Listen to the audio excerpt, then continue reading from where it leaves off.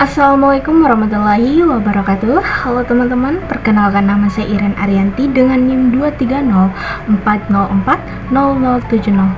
Baik, pada video kali ini kita akan membahas tentang tata kelola perusahaan atau corporate governance dan lembaga keuangan syariah atau LKS. Tanpa berlama-lama, langsung saja kita masuk pada pembahasannya. Baik, kita masuk pada tata kelola perusahaan atau corporate governance. Nah, teman-teman tahu nggak sih apa itu corporate governance? Jadi, corporate governance adalah sistem hak, proses, dan kontrol yang diterapkan untuk mengatur manajemen lembaga keuangan syariah agar berjalan transparan, akuntabel, dan melindungi kepentingan seluruh stakeholder. Nah, adapun di mana agar GCG ini terlaksana diperlukan standar yang dimana yang pertama ada DPS atau Dewan Pengawas Syariah, yaitu terkait dengan penunjukan, komposisi, dan laporan. Kemudian ada evaluasi terhadap syariah, yaitu memastikan bahwa semua aktivitas sesuai dengan prinsip syariah. Kemudian ada evaluasi internal terhadap syariah, itu dimana dilakukan oleh auditor internal. Kemudian ada komite audit dan tata kelola khusus untuk LKS, dan ada independensi DPS, di mana DPS ini harus bebas dari intervensi manajemen. Nah, adapun aktor-aktor penting yang saling terhubung dengan tata kelola LKS, yaitu yang pertama ada regulator atau pengawas, yaitu ada BI dan OJK. Kemudian ada pemegang saham, ada dewan direksi, ada audit internal, ada DPS, audit eksternal, audit syariah, nasabah atau user dana, ada manajemen dan karyawan, kemudian ada deposit dan asuransi deposit.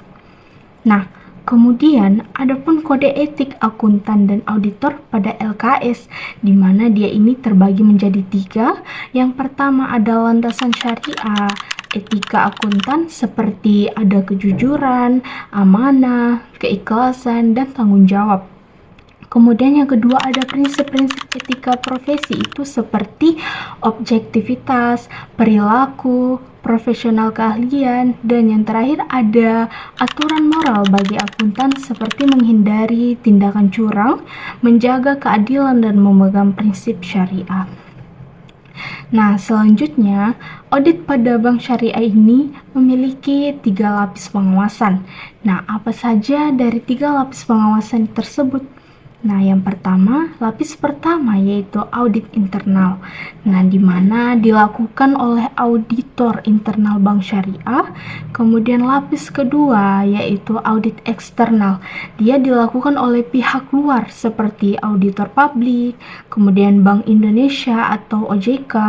Nah, adapun lapis yang ketiga yaitu audit syariah. Dilakukan oleh auditor bersertifikasi syariah atau SAS. Nah, perlu teman-teman tahu bahwa GCG ini harus diterapkan bukan hanya untuk tata kelola yang baik, tetapi juga memastikan seluruh operasional ini sesuai prinsip syariah. Nah, karena itu DPS ini berperan mengawasi dan memastikan produk-produk serta kegiatan bank mengikuti fatwa DSN MUI agar tercapai syariah compliance.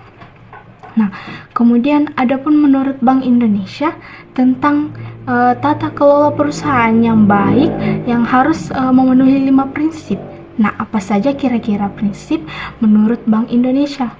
Nah, yang pertama ada transparansi, yang kedua ada akuntabilitas, yang ketiga ada pertanggungjawaban, yang keempat profesional atau independen, dan yang terakhir ada kewajaran.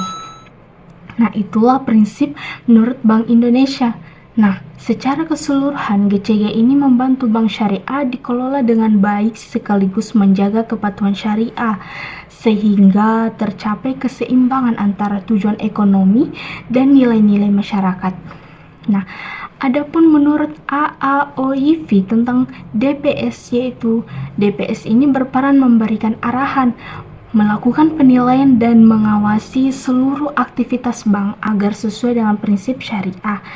Kemudian DSN MUI menambahkan satu peran lagi, yaitu mensosialisasikan dan mengedukasi masyarakat tentang perbankan syariah.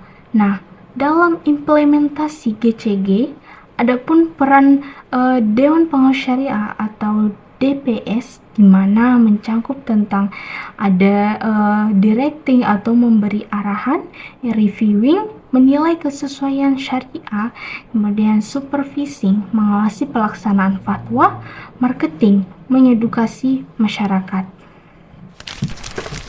Baik, itulah tadi sedikit penjelasan mengenai materi tata kelola perusahaan, corporate governance, dan lembaga keuangan syariah. Kurang dan lebihnya mohon dimaafkan. Wabillahi taufiq wal hidayah. Wassalamualaikum warahmatullahi wabarakatuh. Bye bye.